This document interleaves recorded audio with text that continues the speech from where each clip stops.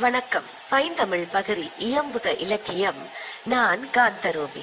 பாவலர் M ஜெயராமசர்மா அவர்களின் மண்ணை விட்டே ஒழித்திடுவோம். மங்கை அவள் இல்லையெனில் மாநிலமே இல்லை என்பார். சங்கெடுத்து முழங்கி நிற்பார், சகலமுமே மங்கை என்பார். எங்களது வாழ்க்கை எல்லாம் மங்களமே மங்கை என்பார். பொங்கி வரும் புத்துணர்வே மங்கை அவள் தான் என்பார்.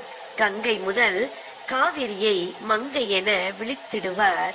எங்கள் குலம் விளங்குதற்கு வந்தவளே மங்கை என்பார். பூமிதனை மங்கை என்பார், பொறுமையையும் மங்கை என்பார்.